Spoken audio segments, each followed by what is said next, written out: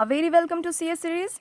Today we are going to discuss about hubs. Okay, the physical devices which works at physical layer 1. Okay, hubs are the totally physical devices. These devices does not have any sense regarding routing, regarding addressing. They do not maintain any routing table and nothing like that. Okay, that means they do not have any advanced features to route a packet, which packet will move through which route, which packet will be reach to which particular device. The hubs do not have any sense regarding that. Okay, they do not have any software uh, so that they can filter or route the packets. Okay, the network hub is an interface connecting physical devices such as printer, IO devices, desktop etc. Okay, the network hub is an interface. ये क्या है? एक interface है जो कि connect करता है various physical devices को such as printers, desktop devices, IO devices.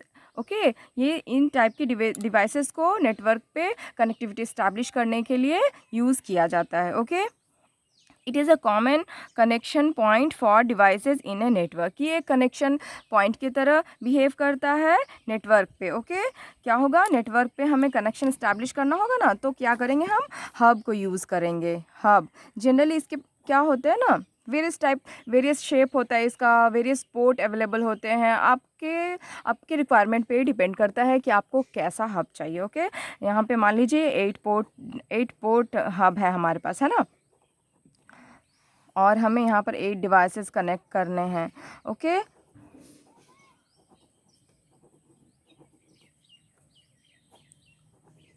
सात आठ और 2 डिवाइस आप करनी पड़ेगा. 1 2 3 4 5 6 7 8. ओके ओके, इस टाइप से क्या होगा ना, 8 डिवाइसेस को हम कनेक्ट करेंगे यहाँ पे, है ना. और क्या होगा? ये हमारा एक नेटवर्क बनेगा जहाँ पर कि वेरियस डिवाइसेस होंगे such as printer, scanner, various desktops. Okay, ये सारी चीज़ें मिला करके क्या करते हैं? हम एक कनेक्शन इस्टेब्लिश करते हैं. ओके,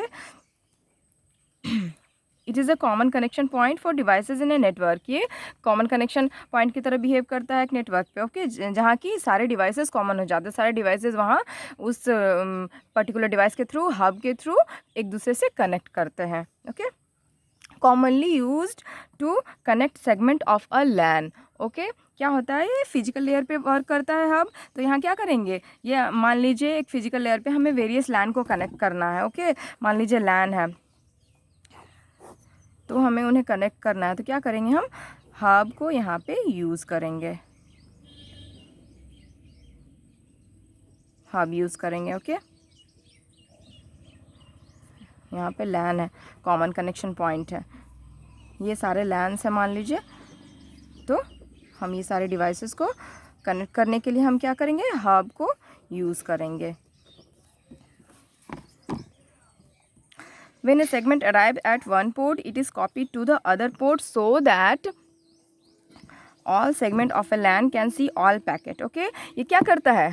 हब ना जितने भी मैसेज इसके पास आएंगे, जितने भी पैकेट्स, जो भी इंफॉर्मेशन इसके पास आएगा, जो भी सिग्नल आएगा, ये क्या करेगा? मान लीजिए इधर से किसी डिवाइस ने सिग्नल भेजा. ओके, तो क्या करता है? ये बाकी जितने भी सेगमेंट्स हैं लैन के, वो उन सभी सेगमेंट्स पे उस पर्टिकुलर मैसेज को कॉपी कर देता है. मीन्स ये सभी को रिसीव होता है. इस हब को ये पता नहीं होता कि वो पर्टिकुलर मैसेज किसके लिए इंटेंडेड है. Okay, which segment is intended for that particular message. Okay, hub does not have any sense regarding that. Okay, अब क्या होगा? देखिए, the internet network hub were design to work using twisted pair cables and use RJ45. Okay, ये क्या किस लिए design किया गया था? Internet hub was use to work with ethernet LAN. Okay, ethernet LAN के लिए यूज़ किया गया, डिज़ाइन किया गया था. और ये क्या करता है? ट्विस्टेड पेयर केबल यूज़ करता है और RJ45 कनेक्टर्स यूज़ करता है कि किस लिए? वेरियस डिवाइसेस को कनेक्ट करने के लिए. ओके, नेटवर्क पे वेरियस डिवाइसेस को कनेक्ट करने के लिए ट्विस्टेड पेयर वायर यूज़ करता है और RJ45 को यूज़ करता है ना. The hub has no way to distinguish which port a frame should be sent to. इसके पास कोई सेंस नहीं है कि किस पर्टिकुलर फ्रेम डिवाइस के लिए मैसेज जो है ये भेजा जा रहा है.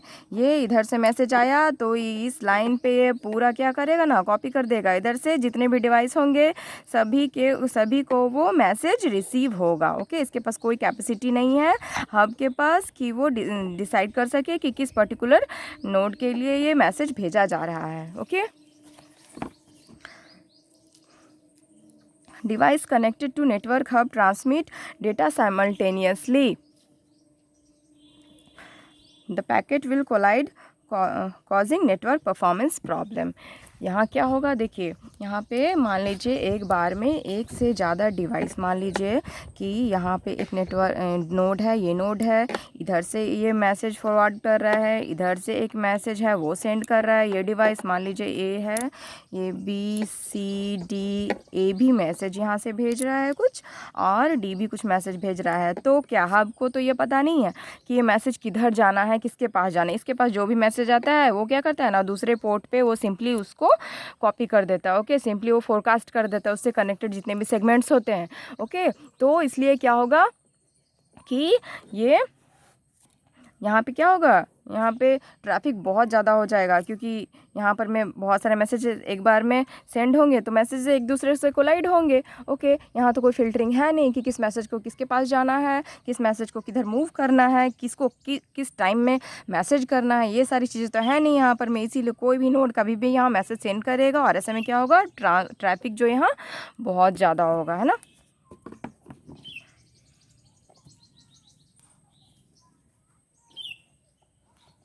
This places a lot of traffic on the network and then lead to poor network response time. This places a lot of traffic. Okay, क्या करता है, बहुत ज़्यादा ट्रैफिक हो जाता है इसके कारण.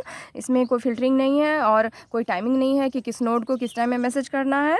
तो इस कारण से क्या होगा, यहाँ ट्रैफिक बहुत ज़्यादा होगी on the network and then lead to poor network response. Obviously poor हो जाएगा नेटवर्क रिस्पॉन्स. ओके, क्योंकि यहाँ तो कोई है नहीं, टाइमिंग वगैरह है नहीं, यहाँ फिल्टरिंग है नहीं, कुछ भी नहीं है, यहाँ ट्रैफिक कंजेशन कंट्रोल करने के लिए कोई मैकेनिज़्म नहीं है. इसीलिए यहाँ पे क्या होगा, कनेक्शन रिस्पांस जो है बहुत ही पुअर होगा. Okay, the hub has no way of distinguish which port a frame should be sent to. इसके पास कोई फिल्टरिंग कैपेसिटी नहीं है जिससे कि ये पता कर सके कि किस पर्टिकुलर नोड के लिए कौन सा मैसेज भेजा गया है. Okay, hubs operate in half duplex.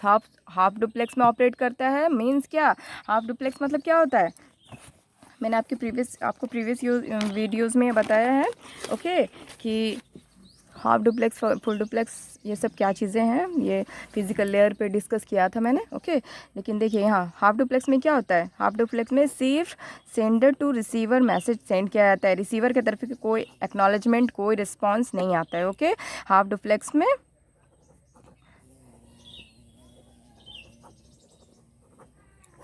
Unidirectional जो है ट्रांसमिशन होता है, यूनिडायरेक्शनल होता है. जो भी मैसेज आप भेज रहे हो यूनिडायरेक्शनल होगा. ये सेंडर रिसीवर टू सेंडर नहीं आएगा कुछ भी, only sender to receiver transmission होगा. Means examples are radio. Okay, क्या है, रेडियो इसका एग्जांपल है जिससे कि आप सिर्फ सुन सकते हैं, उसे आप कुछ बोल नहीं सकते. ओके, जहाँ से ट्रांसमिशन हो रहा है वहाँ से आप कुछ भी लगाएंगे, कुछ भी सुनेंगे, बट आप क्या करेंगे, उसके लिए कोई रिस्पॉन्स, कोई एक्नॉलेजमेंट आप भेज नहीं सकते. ओके,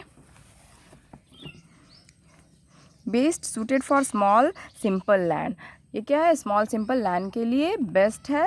ओके, उससे ज़्यादा बड़े नेटवर्क के लिए आप इसे यूज़ नहीं कर सकते. ओके, क्या होगा, आपका नेटवर्क जो है इफेक्टिव नहीं होगा. Can not provide routing capabilities and other advance services. ये कोई एडवांस सर्विसेज आपको प्रोवाइड नहीं कर पाता है, like routing, filtering, okay, etcetera, है ना.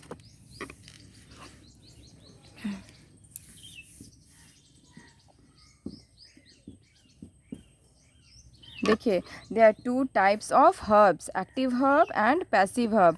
तो एक्टिव हब क्या होता है हमारा, देखिए एक्टिव हब में क्या होता है, it acts as a central connecting device in a network that strengthen the signal prior to sending them to destination. ये क्या करता है, एक्टिव हब क्या करता है, कोई भी सिग्नल भेजने से पहले, जब भी कोई सिग्नल जो है कोई लंबे लेंथ तक अगर रन करे तो सिग्नल की स्ट्रेंथ क्या हो जाती है, वीक हो जाती है। ओके, स्ट्रेंथ जो है इसकी वीक हो जाएगी सिग्नल की। ओके, तो उसके बाद क्या करता है ये हब, क्या करेगा, ये क्या करेगा, मल्टीपोर्ट रिपीटर की तरह बिहेव करता है।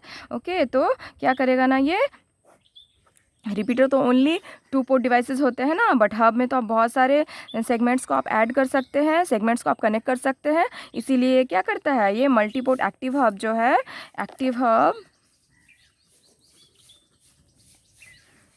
हब हमारा क्या कैसे बिहेव करता है, मल्टी पोर्ट रिपीटर की तरह।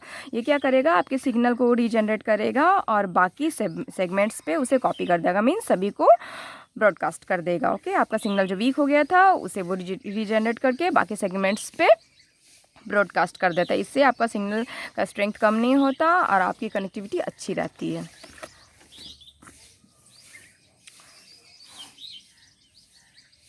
Also known as multiport repeater. Okay, multiport repeater की तरह भी जाना जाता है क्योंकि रीजनरेट करता है सिग्नल को, इसीलिए। Okay, generally use to create connection in physical star topology. Star topology में जनरली यूज़ किए जाते हैं multiport repeater, means hub are the multiport repeaters which are being generally used at star topologies. अब आता है क्या, पैसिव हब। पैसिव हब क्या है, simply serves as a point of connectivity. Simply point of connectivity के लिए use करते हैं। ये क्या करता है, it does not amplify the signal before broadcasting them over a network. ये क्या करता है, ब्रॉडकास्टिंग से पहले इसको एम्पलीफाई करने का कोई भी ऐसा मैकेनिज्म नहीं है। ये सिंपली रिसीव करेगा मैसेज को और सभी को भेज देगा। ओके, जितने भी डिवाइसेज से कनेक्टेड होंगे वो सभी को भेज देगा। ये एम्पलीफाई करने का कोई भी ऐसा काम नहीं करता। Okay, they simply maintain physical connection and receive the frames broadcast then across all over the network. ये ओनली फिजिकल सिंपल एक फिजिकल कनेक्शन की तरह बिहेव करता है कि, और क्या करता है, जो भी फ्रेम रिसीव हुआ वो सारे पोर्ट पे, वो सारे सेगमेंट्स पे उसे वो ब्रॉडकास्ट कर देता है। Okay, it is just a connector और connect the wires coming from different branches. ये क्या है, ये सिर्फ एक कनेक्टर की तरह बिहेव करता है और क्या करते हैं, जो भी आपका सिग्नल आ रहा है वो बाकी डिफरेंट ब्रांच पे उसको भेज देता है सिग्नल को। Okay, the passive hub is the collision point where the signals are coming from different stations and collide. ये क्या करता है, एक कोलिजन पॉइंट की तरह बिहेव करता है जहाँ पे डिफरेंट सिग्नल्स आ रहे हैं डिफरेंट सेगमेंट्स से और मैसेज वहाँ पे कोलाइड हो जाते हैं। ओके, क्योंकि यहाँ पर में तो हब में हमारा कोई ऐसा सेंस है नहीं, ये तो पहले बताया मैंने। ओके, तो यहाँ पर में क्या होता है, कोलिजन बहुत ज़्यादा हो जाता है पैसिव हब में। ओके, अब आता है क्या, इंटेलिजेंट हब्स।